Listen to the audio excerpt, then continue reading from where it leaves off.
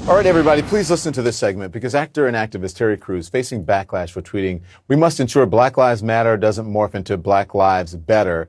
Here's how he explained it. Are all white people bad? No. Are all black people good? No. Knowing this reality, I stand on my decision to unite with good people, no matter the race, creed, or ideology. Given the number of threats against this decision, I also decide to die on this hill. Terry Crews joins me now. Terry, man, you stepped in it. You say that you're willing. Yeah. You say you're willing to die on this hill. You've taken a lot of heat for this. Explain what you were thinking and why it's so important that you die on this hill.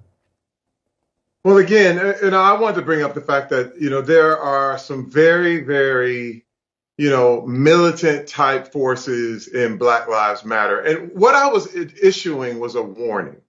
It's one of those things where I've been a part of different groups, I've been a part of different things, and you see how extremes can go far and can go wild. And then when you issue a warning, and when a warning is seen as detrimental to the movement, how can you ever have checks and balances? In the 60s and 70s, airplanes went down all the time. And the reason they found out why they did was because the pilots could never be questioned. And when you have the leaders of the Black Lives Movement who are now talking about, if we don't get our demands, we're going to burn it down. Other black people who are talking about working with other whites and other races, they're being viewed as sellouts or called Uncle Toms. You start to understand that you are now, being controlled. You're not being treated as loved. You're actually being controlled. Someone wants to control the narrative. And I viewed it as a very, very dangerous self-righteousness that was developing that really viewed themselves as better. It was almost a supremacist move. Let me jump where in, Terry. they viewed that their Black lives mattered a lot more than mine. Okay, so let me jump in here. There's a lot that you said. You think if Black Lives Matter is, you said you think it's an extreme movement?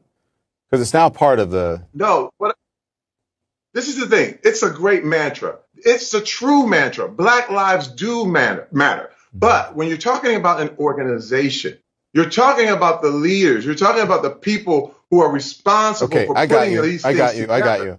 So let me, different thing. Terry, you realize that even during the civil rights movement that Dr. King was seen as extreme. That movement was seen as extreme.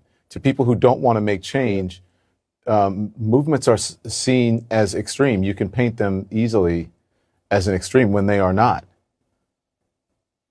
This is very true. But also, when you're talking about MLK, you talk about Nelson Mandela and even Malcolm X, they all realized that you had to have a non-racial component to these kind of movements, or there will be resentment. There will be get back. There will be one of these people will tend to, I don't want to move from one oppressor to the next. And one thing that really who's the next oppressor? Who's the next oppressor?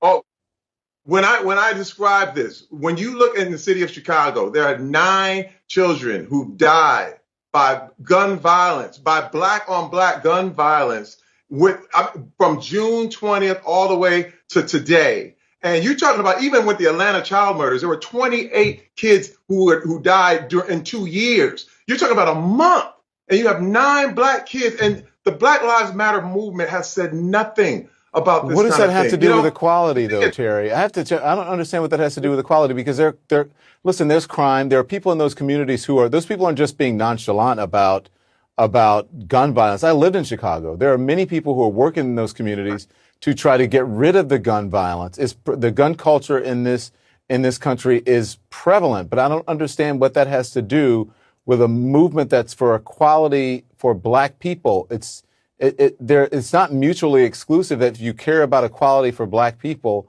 that somehow you're going to stop random violence or, unfortunately, kids from being shot. It just seems like apples and oranges. It's not that way. This is the thing, Don. Black people need to hold other black people accountable. I said this the same thing This is the Black America's version of the Me Too movement. If anything is going to change, we ourselves need to look at our own communities and look at each other and say, this thing cannot go down. And this is the thing, too. There are a lot of great, great people there who are held hostage by people who literally are running these neighborhoods with violence and then claiming that Black Lives Matter. When you look at the parents of these little kids who are mentioning, saying, hey, man, why aren't they speaking up for me, too? And then this is what I'm saying. When I look at this whole thing about, it's about who is controlling the narrative. It's got to be all Black Lives Matter. And what's happened is that because I even challenged it, because I even questioned and warned people, Terry, I became sick. Like if I told you to wear a mask, but Terry, they want to kick you out. You're a high profile person. You're writing things out there. You know you're going to get backlash. You know people are going to respond to what you're saying on Twitter. So I don't think you should be surprised by that. I have a skin as tough as an armadillo because of what I do, and I think maybe you should adapt that. But here's what I have to say. The Black Lives Matter movement was started because it was talking about police brutality.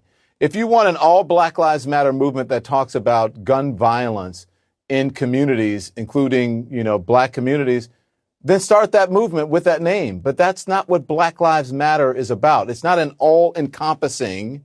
So if you're talking about, if someone started a movement that said, cancer matters, and then someone comes in and says, why aren't you talking about HIV? It's not the same thing. We're talking about cancer. So the Black Lives Matter movement is about police brutality and injustice in that manner, not about what's happening in black neighborhoods. There are people who are working on that issue, and if you want to start that issue, why don't you start it? Do you understand what I'm saying? But when you look at the organization, police brutality is not the only thing they're talking about. I know that. I agree, but that's not what the Black Lives Matter movement is about, Terry. Black Lives Matter is about police brutality and about criminal justice. It's not about what happens in communities when it comes to crime, black on black crime. People who live near each other, black people, kill each other. Same as whites. 80-some% of white people are killed by white people. True. Because of proximity. Very true. It's the same thing with black people. That happens in every single neighborhood. But that doesn't, again, I'm not saying that's not important that those kids died, but it's a different movement. Listen, I understand what you're saying. I totally understand. It is about police brutality. That should never be accepted. Yeah. I am not saying that that's not it, but there's more there. Okay. And when I look at, if they have more on their agenda, we need to ask them about what else is on that agenda other than police brutality. And that's all I'm doing. Questioning, warning, watching. And if that bothers you, now that bothers me. Because if I can't warn you, we are equal. If we're equal, I should be able to say something as equal. I gotta go. We'll see you. Terry, thank you for coming on. I appreciate it.